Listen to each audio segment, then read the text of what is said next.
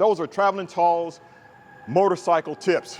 It's definitely going to go against the grain of how some people have been taught how to ride their motorcycle. If anybody tells you that, then they've never spent a lot of time on a motorcycle. And here's where the danger is. I want to tell you this. Do not, I repeat, do not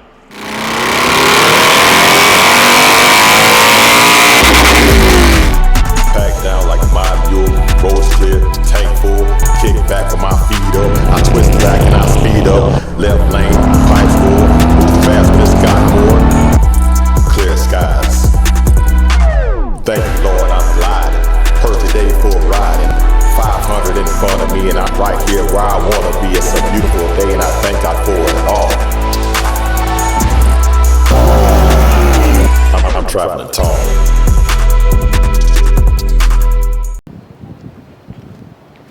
All right, guys, it is a beautiful day, and I'm here in Knoxville, Tennessee. Now, what you see behind me is the Tennessee Theater, and also what you see behind me is those Harley-Davidson motorcycles. You see my 2024 Road Glide, my dad's 2017 Ultra, and Leonard's 2011 Street Glide.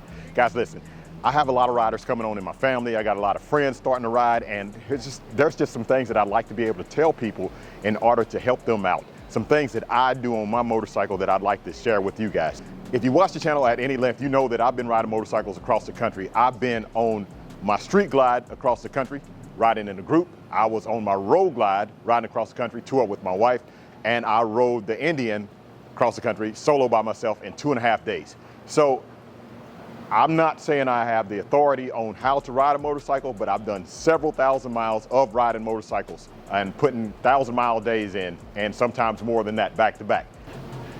All right, guys, so the first thing we're going to be talking about is getting on and off the motorcycle. Again, this is the 2024 Harley-Davidson Road Glide. This side that you see, the kickstand side, the one that it's leaning on, this is the low side of the motorcycle. This side over here is the high side of the motorcycle. Now, when I mount a motorcycle, I go to the low side of the motorcycle. I do that for a reason. This is almost an 850-pound bike, so I throw my leg over it. As I throw my leg over it, I always grab this front brake. Regardless if the motorcycle's on, off, or whatever. I just always grab the front brake. It's just a habit. But I grab this front brake, and then as I grab this front brake, I bring the bike on up like that, then I sit down. So it's all in one motion for me. I'm using some of the leverage as I'm stepping over the bike to bring this bike up. You see that wheel's turned to the left now? I did it purposely. It's a whole lot harder to get this motorcycle up with that wheel turned to the left.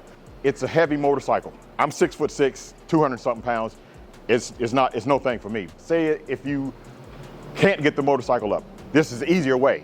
You make sure you have that wheel turned, like if the wheel's straight, you get on it and you turn the wheel to the right to help get some of the weight over to get that motorcycle up. That makes it a whole lot easier. Now you see, I always grab this front brake no matter what. That's just a habit. It is in neutral or whatever, and you don't want the bike to roll, so I always grab that front brake. But here's another reason why I always grab the front brake. I'm gonna talk about starting it now. When I start the motorcycle, I got the motorcycle in neutral. I'm gonna pull the clutch in, even though it's in neutral. I'm gonna pull the clutch in, I'm gonna hold the front brake like that, even though it's in neutral, and then I'm gonna start it. Just like that. Now let me turn it off. Now I'm gonna tell you why I put it in first as we're sitting here. This is the reason why I did it that way. Motorcycles can give you a false neutral. Never assume that it's in neutral. It could be a false neutral. So I always pull the clutch in no matter what. Always pull that clutch in, and I'm always holding that front brake. If it gave me a false neutral and for some reason that motorcycle started, it could surge forward and fall off that kickstand if I didn't have the front brake pulled in. The front brake is a safety measure, having that pulled in. Having the clutch pulled in, I believe it's just easier to start a motorcycle. It's not such a drag on the starter when I have the clutch pulled in. That might not be true, but that's just how I feel about it. But I pull the clutch in, I hold the front brake, and then I start the motorcycle. All right, now, so I told you I do it that way. That's the reason why I do it that way. But let me show you the footboard side. Now, you might see a lot of people doing it this way. It's because it's so easy for them to get on it and step over it. But here's the thing. I don't want to put that much, I'm holding the front brake. I don't want to put that much weight on my footboard. That's why I don't do it that way. But I've seen highway patrols, state troopers, local PD, they always do this and step on their footboard. I don't want to put all that weight on my footboard. And also, this bike is somewhat on a lean. What if it's not quite on that much of a lean? And I've never seen it happen, but I don't want to put this much weight on the motorcycle and it falls over. So always get on the low side of the bike, and that's the reason why I do it that way. Okay, so now let's talk about letting the bike idle. I showed you how to get on the bike. I showed you how I start the bike. But let's talk about how long do you let the bike warm up and idle. I start the motorcycle again, pull in the clutch, hold the front brake. See, it's not in neutral because I always park in first, but we'll talk about that in a minute. Click it up into neutral, start it, just like that. Now I'm gonna turn it off so I can talk to you. I let my motorcycle idle probably roughly around a minute and a half, long enough to, I start it up, then I put my helmet on, I put my gloves on, and then I say a quick prayer, because that's what I do, and then I'm on my way out. So the reason why I let it idle is to get all the oil and the oil temperature and stuff being lubricated properly before taking off on the motorcycle. And even so, after I start it up, I'm not just getting on the bike and just hammering on it. I'm waiting at least 2 or 3 miles down the road before I give it more power. And I'm still not hammering on it then. I kind of let it cool. I kind of let it warm up to get to a proper temperature before I just give it a lot of throttle. And if you, also something that I do, when I get on the bike, especially after it's been sitting for a while, the bike's been sitting in the garage, when I take off out of the driveway, I'm weaving to the left and right, kind of like you see sport bikes doing to get the tires warmed up. I'm making sure my tires are warm, but I'm also making sure that I have enough tire pressure in my tires. I'm so in tune with my motorcycle that if I'm weaving side to side and I can tell if it's sluggish going to the right or to the left, then I must need to add more tire pressure to it. So I'm doing it for that reason. I'm giving a little brake check, checking the front brake, checking the rear brake, and I do that especially in the wintertime because it's important that the tires are warmed up properly, because if you get out and you try to twist the throttle on something that has a whole lot of torque, you can break the rear tire loose very easy, and it's good to be having warm tires on your motorcycle. Cold tires, you know, going around the corner, the bike can just kick right out the side of you because cold tires have less grip, so it's good to have warm tires on your bike.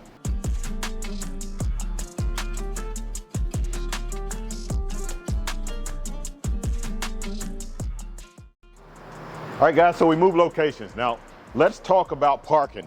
I always park my motorcycle in first gear. Now, guys, let me say this to you. If you think people don't mess with your motorcycle while your motorcycle's parked in the parking lot for a long period of time, I'm not saying they do it every time, but I've came out and saw people standing beside my motorcycle, taking pictures of the motorcycle. If they are out messing with your motorcycle, which we know we wouldn't want that, but if they are, and someone sits on it or stands the motorcycle up to take a picture, it is less likely to roll and fall over if it's in first gear.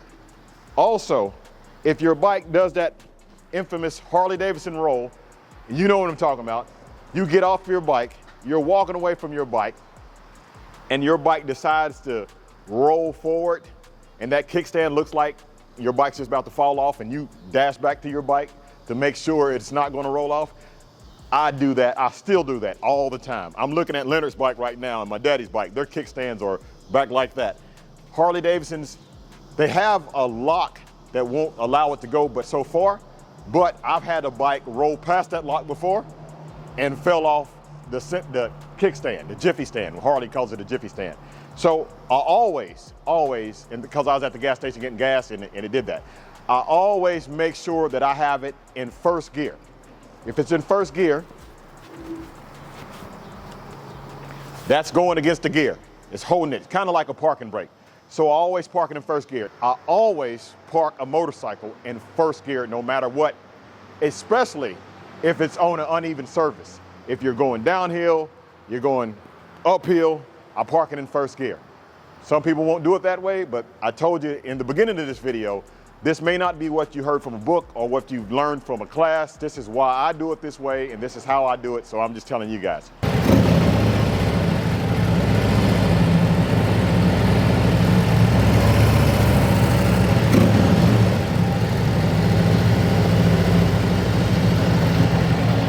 All right, guys, so let me show you this.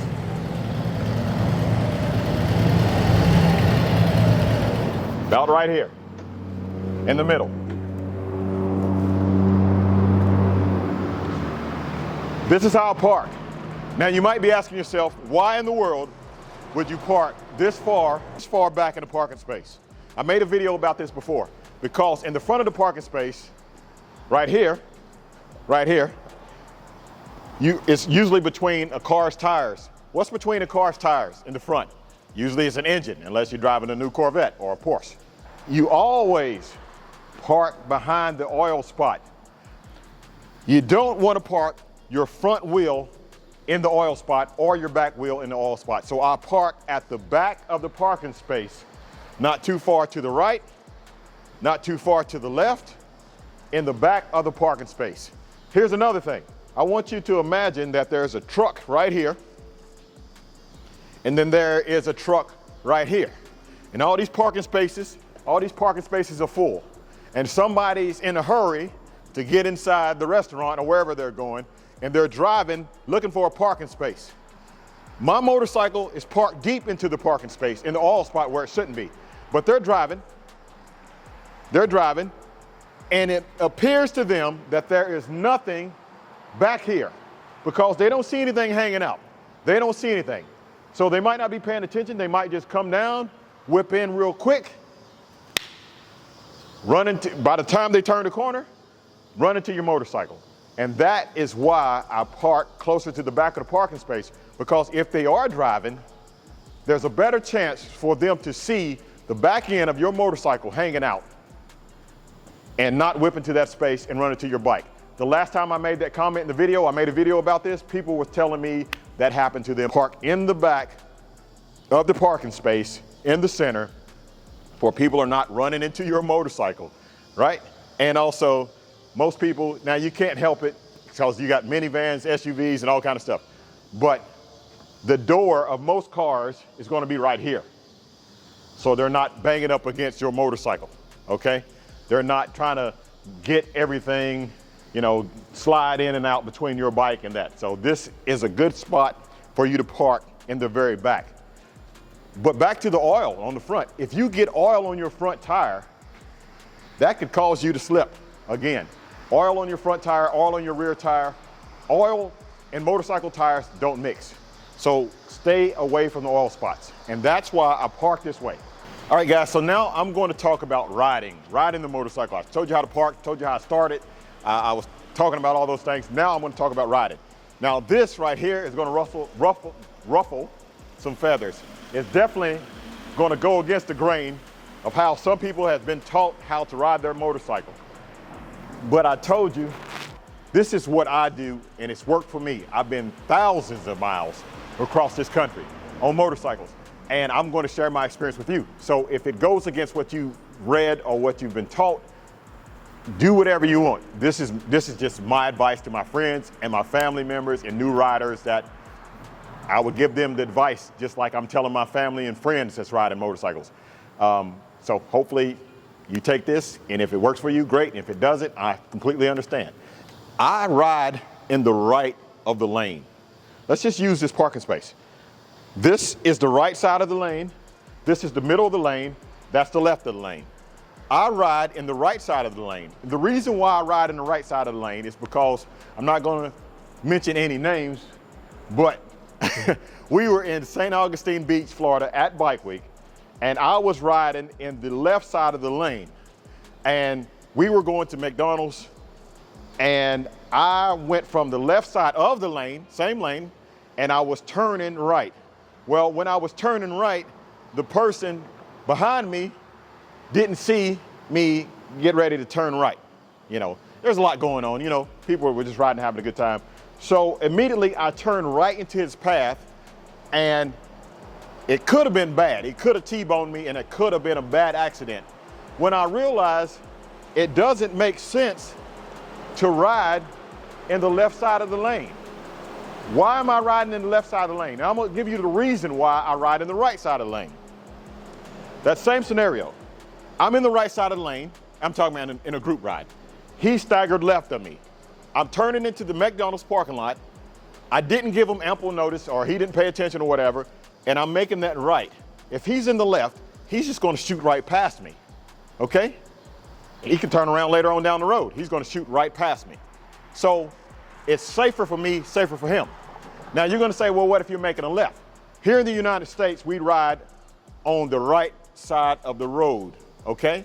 That means that your right side will be the shoulder of the, facing the shoulder of the road. Well, the right shoulder of the road. I don't know how I can explain that. So when we're making a left, it's more intentional when you're making a left. You literally have to get over, if we have a turning lane, you literally have to take your time to get over into the turning lane, and then you're going to cut across traffic to go left. So in that case, I'm going to put my blinker on. I'm going to start merging over. I'm not turning in front of him. I'm just, because he's staggered, I'm going to merge over there in front of him, keep on going over to the, hopefully he's paying attention, going over to the turning lane, and then we're going to cross traffic and make that left together. Lefts are way more dangerous. Well, I don't know if they're way more dangerous than rights. I don't know. But left seems like there's more steps in making a left than it is making a right. So that's why I do it that way, because I feel like he gets more notice for me going. There's a safety cushion with turning, making a right, so he can overshoot me and go further than me. But left seems like it's more intentional, so I'll make my way over to the left, get it to the turning lane, then we make that left together. Doing it that way, riding in the right side of the lane, is better. Now, however, I said I ride in the right side of the lane, but there is no hard, fast rule for just riding in the right side of the lane. If you think that there is a rule of which side of the road you need to ride on a country road, on the highway, on the interstate, in the rain, in the snow, you're wrong. Riding a motorcycle has certain audibles that will change, variables that's going to change, and you will have to adjust on the fly. You cannot just say there's one hard, fast rule that I'm going to stay on this side and I'm going to stay in this position. If you're riding with a group, it's not going to happen. There's going to be times you need to ride single. There's going to be times that you can ride staggered, but the rules change upon the condition of the road. And let's talk about that, all right? Here's a scenario: narrow roads. A narrow road, or going through construction site, a bridge, or whatever.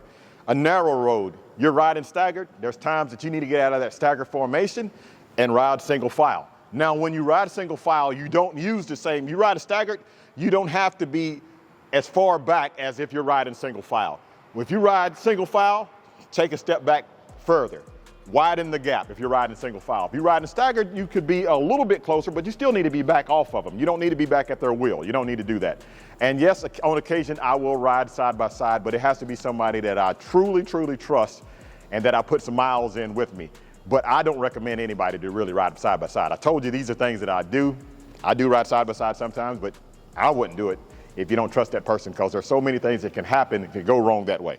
But again, narrow roads, always on a narrow road, single file. Now, there's times on the interstate that you are in formation, staggered formation. Right lane might have smooth pavement. Left side of the lane might have a big rut, a lot of potholes, a step up on it, a ton of different things. Are you still going to continue to ride to the left side of that lane if the road conditions are not good? I wouldn't. Are you going to continue to ride the left side of the lane if there's trash in the road, potholes in the road, might be something in the road? So that's more reason why you should ride with a larger gap, single file, in certain situations and conditions. Do not be locked into just riding staggered the whole time. If anybody tells you that, then they've never spent a lot of time on a motorcycle riding in a group, because things change and you have to change the way you ride. Here's another scenario. I've been on the good side. When you have construction, sometimes they just cut a groove through the road and you have where they're paving. One side is up like this, a step up like that. The other side is down. There might be grooves in the middle. Why would you be on the bad side of the pavement dealing with all that? Your bike shaking back and forth. You're falling off the step up. You're dealing with the groove when this side of the pavement's nice. That's what I'm saying. So the rules change in different situations. What if something's in the middle of the road and you have to swerve? There could be something in the left side of the lane and you have to swerve. That's why you don't ride side by side, because sometimes they might need to swerve to the right. And if you're taking over their right, then you can hurt them. You're taking over their left, then you can hurt them. If you are dedicated hard fast to that left side of the lane and you got that guy right up on your rear tire right there, giving you no room to swerve in front of him, that's dangerous. That's why you need a gap for that too. Don't let anybody ride right beside your saddlebag like that. That is staggered formation, but that is not enough room for mistakes. Because if there's a flat tire or something that came off a tractor trailer in the middle of the road, you need to swerve, you're swerving right into his path, and you're in trouble. That's why you need to have ample amount of space in order, and I'll just tell you the truth. And if you don't know who you're riding with, if you're riding in a group ride, I would make that length a little bit more. Not so much as a car can swerve in and disrupt the whole group ride. You don't want that, because that's a danger within itself. When you leave such a big gap, you're putting people in danger that's behind you or in front of you by cars trying to think that they can get in, and now they're in the group and they're right up on the bumper of another motorcycle, or they're right in front of a pack of motorcycles. Don't make that large of a gap, but a large enough gap that you can have time to maneuver around or brake. That's the kind of gap that you need when you're riding in a group. All right, guys, and this is an absolute no-no. Never do this. I'm telling you, if you listen to anything that I say, don't do this. There is no reason to do this. Never, ever ride beside a big rig. Never. No reason. Absolutely no reason to do that. Now, if you're in the stop and go traffic, I don't even say do it then, because they can swerve over on you and then you have nowhere to go. But never ride beside a big rig. And the reason why, if you're riding beside a big rig, there's a few things that can happen to you. A tire can blow out. Number one, it can scare you and you overreact. Number two, it can blow out, fling up and hit you, knock you off the motorcycle. Number three, it can blow out, you can run over it, lose your balance, fall off the bike. They could possibly not see you. They could, I don't know, there's so many reasons why you don't ride beside big trucks. You pass big trucks. And if that rider in front of you, this is what they're supposed to do. They're supposed to pass that big truck and leave you enough room for you can pass that big truck. Don't be the rider that passes that big truck but don't leave you enough room to go forward. Always, always leave the rider behind you enough room in order to pass the big truck safely as well. The reason why I never ride beside those big trucks, because I've seen it happen before, but I was on the interstate, going down the interstate, and I heard this loud noise, and there was a truck on the other side of the interstate, tire blew out. And when I came back up through there, it was big old long strips of rubber that long laid on the road. If you'd have been beside that truck and that rubber come up and hit you upside the head, it knocks you off at a motorcycle. It'll make you wreck. And it was a big piece of rubber. You know that's heavy, and coming off of that truck with that force like that, I don't ride beside no truck. If I can't pass them, I'm just gonna go and get behind them and stay back there back from them, or either I'm gonna go on and pass them and go on. And speaking of big trucks, and we have a whole segment that I can do about riding in the rain, and I will do that, but I'm not gonna do it on today's video. But big trucks, when the road is wet and when it's raining, they kick up a mist and it makes it harder to see when you're riding your motorcycle. So that's another reason why you don't ride by big trucks. But here's another thing that I want to talk about. Big trucks and high wind. When you are passing a big rig, say if you're on Interstate 80 going through Wyoming, that's 80, right, Leonard? You're on Interstate 80. There's already a lot of wind out there. We're going to talk about riding in the wind in just a second. But you're passing that big truck. You don't pass a truck. I'll give you more than one reason. You don't pass a truck next to the truck in the right side of the lane. Again, remember I told you there's things that you have to adjust for? You don't pass in the right side of the lane. You move over to the left side of the lane. A lane is broken up into three places: right, middle, and left. You move to the left side of the lane. And the reason why you move to the left side of the lane is for this. When you're going past those big trucks, I've found before that I'm riding this motorcycle, and I'm going past a truck on windy situations. It seems like when you get past the truck right at the front, it pulls you over a little bit back into the truck. Now, I'm not a scientist or whatever, but I figure that you might be compensating for the wind that's coming off of the truck, and you're kind of leaning against it, regardless if you know it or not, kind of keep the bike on its path. And by the time you get to the front of the truck, that's kind of where the wind is being disrupted. And who knows, maybe just where it just pulls you in that way, or you already kind of just, you know, you're not prepared for it and it kind of just pulls you in that way in front of it. That's why I don't do that. I always stay to the left side of the big truck, number one, for high winds. But I'm gonna say this while we're still talking about big trucks. I'm gonna jump ahead, then I'm gonna come back to wind. Another reason why you don't ride beside a big truck like that on the right, you don't do it for this reason. Okay, if you're riding in the right side of the lane on a big truck, the truck is right here, okay? The truck is right here. You're in the fast lane, they're in the middle lane, and you're coming down around, okay? You're coming down the fast lane, and that truck is in the middle lane. If you're riding so close against the right side of that truck, somebody could come around in a slow lane, go around the truck, and merge into the fast lane. But you are so close up on that truck that they don't see you, okay? So when they come around that truck and you're passing that truck, they could just come on over on you, just like that. It happens all the time. So if you're in the far left side of the fast lane, when they come around, if they do continue to come around, you got that little cushion of safety, that little space where you can react. You can throttle, you can brake, you can swerve, but you have space. And that is what I'm trying to stress to you on this video. Make sure that you have space to react. Space and time. Time is your friend on a motorcycle.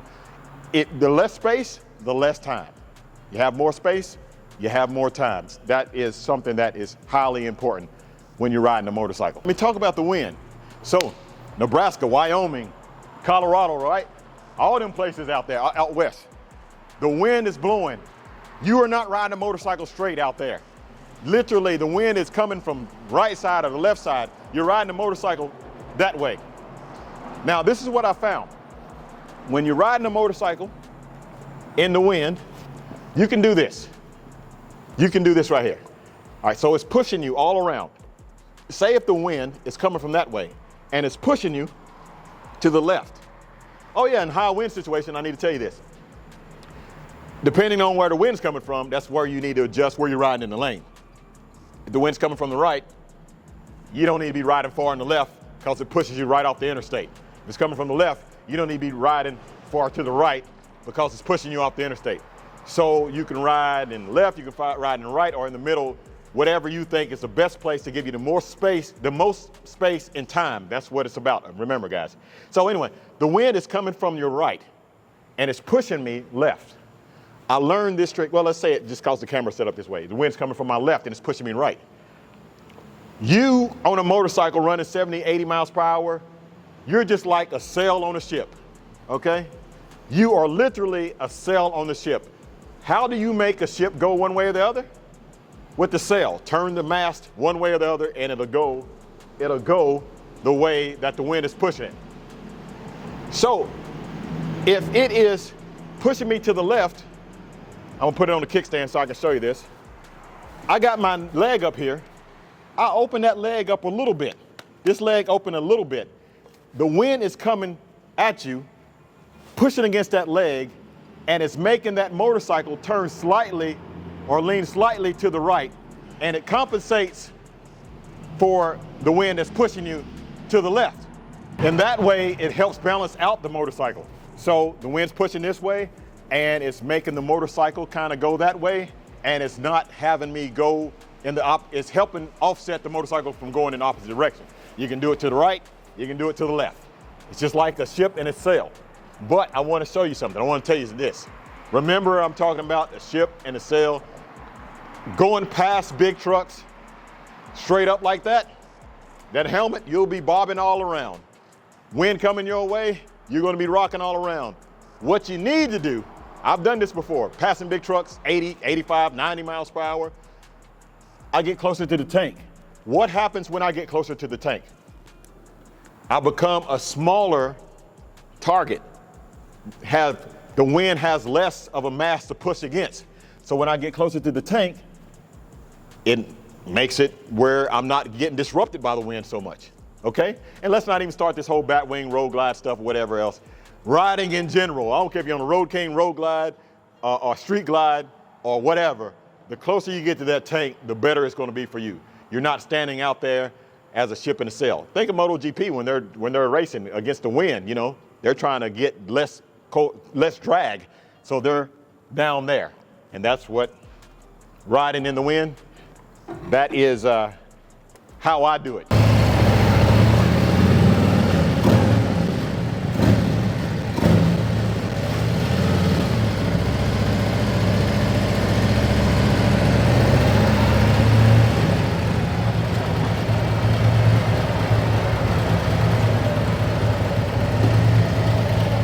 All right, guys, so we're talking about stopping on a motorcycle. Now, what you see both of my feet down. Now, I'm sitting here talking to you, but my two fingers would be right here on this clutch, on the front brake, and then the clutch would be pulled in. Or sometimes, I'm not gonna lie to you, I put it in neutral sometimes. You shouldn't put it in neutral. It's always good to keep it in first gear just in case you had to get away quickly, okay? But I had both of my feet down, and a lot of people don't think you should stop with both of your feet down, and I get it, I understand what they're saying. But there's times that you're gonna need to stop with both of your feet down. The reason why I stop with both of my feet down, because I like to have the bike balanced. It's a whole lot easier to do it, and I just always done it that way. Now, some people will say that stopping with just the rear brake with one foot down is the best way to do that, because if something's coming up behind you, you can get away quicker. If that was the case, people that race motorcycles at the drag track, I've seen some people do it with 1 foot down, but most people don't do it with 1 foot down. Most people do it with both feet down. So if it was quicker, wouldn't they do it at the drag track? Just saying. And another thing, I'm 6'6", it doesn't bother me at all. But balancing an 850-pound motorcycle, you know, I said 850 because these bikes weigh less than the older bikes. I used to say like 900 pounds. But balancing an 850-pound motorcycle makes it so much easier with both feet down. So, say if you're parking on an uneven surface, both feet down. Makes it easy. If you're parking and you're barely on your tiptoes, oh my gosh, I hate to see that. If you're on your tiptoes and you're trying to balance the motorcycle on your toes with 1 foot on the brake, that's crazy. So just put both feet down. Put both feet down when you stop. There's nothing wrong with that. There's no shame in it. Here's where the shame is. Don't put your feet down too early. And here's where the danger is. I want to tell you this. Do not, I repeat, do not, when this motorcycle starts rolling, do not, I repeat, do not drag your feet. Do not put your feet down when the motorcycle is moving. When the motorcycle is moving, you pick your feet up. Don't put your feet down. This right here will get you hurt trying to put your feet out. You can get this leg folded back up under that saddlebag. If your foot hits a bump or whatever and knocks your foot back there, you're not saving the bike by riding with your feet out like that. Once that bike gets moving, let me show you. Just like that, okay? Feet up. I'm not even gonna do it because I'm more afraid of doing that. I'm more afraid of doing that than anything else, right? But they'll have, I ain't gonna do that. They'll have their feet down, going through the intersection at the red light. That's the extent of my feet's going down as I'm about to park and stop the motorcycle. My feet is not going down unless I'm stopping and they're coming up as soon as the bike starts moving. I'm not talking about like soon, like the first second or whatever. I mean, but as soon as the bike rolls a bike length or so, I'm putting my feet up. Now, stop and go traffic in Daytona, But there's cases that if I'm just gonna move up from here to there, I might not put my feet up, but more than likely, I'm not gonna move it from here to there. I'm gonna hold traffic up a little bit and then get a little gap, roll forward with my feet up, and then stop, and then rest there. But do not, I repeat, do not put your feet down on a motorcycle while the motorcycle's moving, because it can definitely hurt you. Those are Traveling Tall's motorcycle tips. Again, this is for my friends, for my family, for my subscribers, or anybody who's new to a motorcycle, but don't take my advice as the gospel. That's how I've done it for years, multiple trips across the country. I'm telling you, that's just how I do it. Okay guys, and I actually forgot something, so let me add this on there. I said when I start the bike, I do some S-weaves as I leave, but I need to say this. You should look at your tires and make sure they don't look flat, at the least. Some people check them, but you at least should look at them. As I'm staring at this tire light there, because my tire pressure sensors with these new wheels are not linked up to the bike yet. So, all right. So again, thanks for watching. Like, share, subscribe, keep gliding, and as always, have a blessed day.